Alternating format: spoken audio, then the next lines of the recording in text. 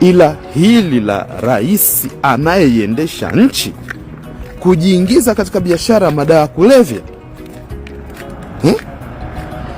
Alafu sasa afadhali hata Msigwa angekaa kimya, ila hili la Msigwa limethibitisha kwamba ni kweli hiyo biashara ni biashara yako, kwa sababu kama unakiri meli imesajiliwa Zanzibar, Zanzibar ndo nyumbani kwenu, Zanzibar ndo kwako, ina maana umetuma ndugu zako huko kwa isajili.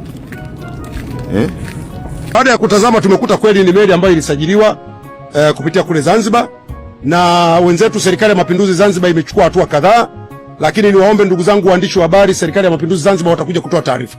Wapendwa, siku zote mwamba ngoma ufutia kwake.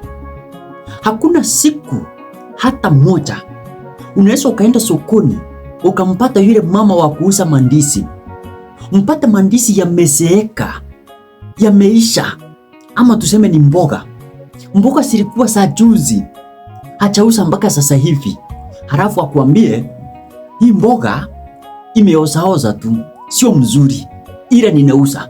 Hakuna siku utakapoona mfanye biashara atakwambia tu hiki kitu ni kizuri, si unaona hii sasa ndio imeiva vizuri. Hakuna mwanadamu ambaye atakayehitaji kuzungumziwa vibaya, na pale atakapoona unamuongelea vibaya atasimama na aweze kujidefend. Na hiyo ndio kitu ambacho Msigwa anajaribu kufanya kuhusiana na meli hii. Lakini kwa haraka, ili watu wasiendelee kupata upotoshaji, ziko hatua ambazo zimechukuliwa mara moja, kwa sababu meli hizi zikiwa zinasajiliwa kwenye nchi yako sio kwamba inatoka hapa, inaweza ikasajiliwa ikiwa kwenye nchi nyingine na inafanya kazi huko. Na ndio maana hata kwenye meli hii, kwenye taarifa ambayo imetoka, mmesikia kwamba hakuna Mtanzania aliyekamatwa huko. Ni meli ambayo imesajiliwa huko na wakala na imefanya kazi huko na imekamatwa huko kwa makosa yaliyoko huko. Lakini kwa sababu sisi kupitia serikali ya mapinduzi Zanzibar ilisajiliwa huku kwetu, serikali ya mapinduzi Zanzibar imechukua hatua zifuatazo.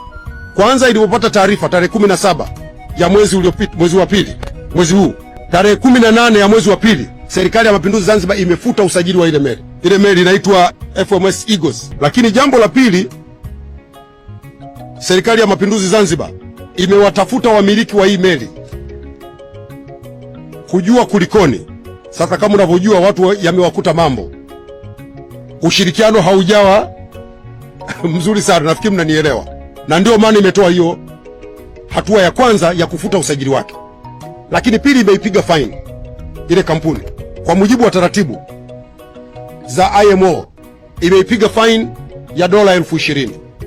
Jambo la tatu, inaendelea kufanya mawasiliano kupitia wizara yetu ya mambo ya nje ili kuondokana na utambuzi wowote wa meli hii kimataifa.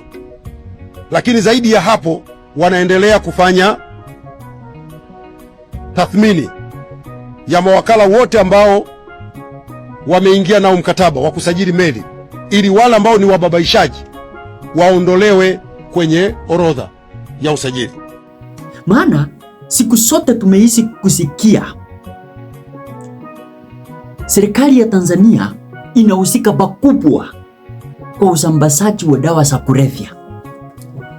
Ni jambo ambalo limekuwa likizungumzwa, na mimi nikawaambia siku zote Waswahili hawakukosea waliposema lisemwalo lipo, kama halipo liko njiani linakuja. Rachel Dangwa amekuwa akizungumza kuhusiana na dawa za kulevya muda mrefu.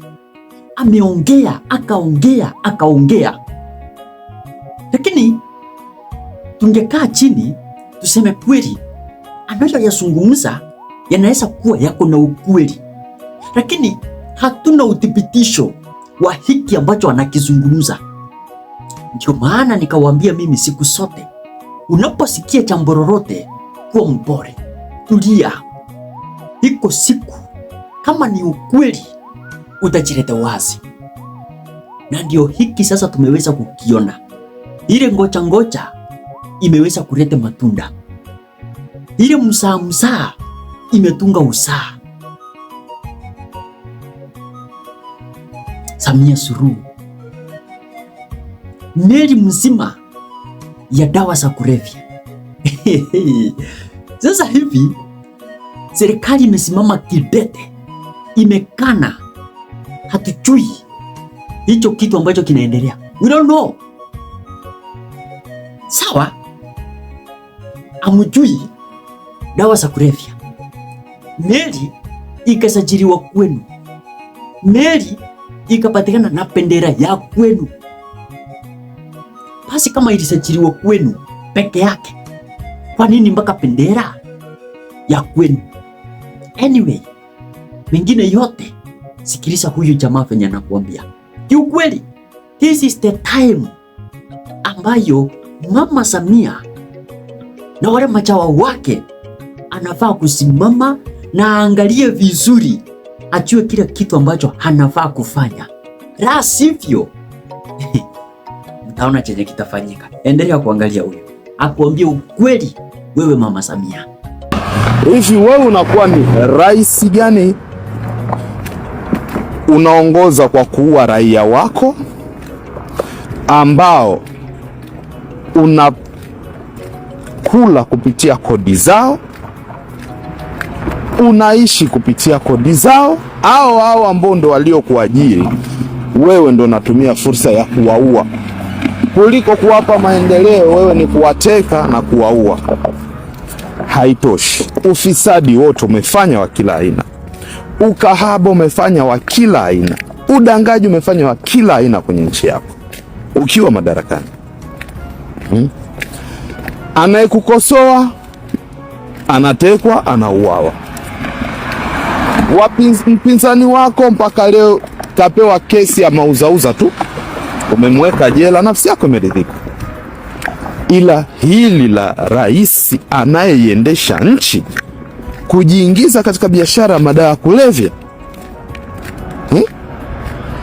alafu sasa afadhali hata Msigwa angekaa kimya, ila hili la Msigwa limethibitisha kwamba ni kweli hiyo biashara ni biashara yako, kwa sababu kama unakiri meli imesajiliwa Zanzibar, Zanzibar ndo nyumbani kwenu, Zanzibar ndo kwako, ina maana umetuma ndugu zako huko kwa isajili. Hii ni aibu, aibu. Kwa hili ilitakiwa ujiuzulu mara moja, bila kupepesa macho wala kwenda kushoto kulia. Unatakiwa uondoke madarakani haraka iwezekanavyo. Hii ni aibu na dosari kubwa kwenye taifa la Tanzania, haijawahi kutokea kabisa.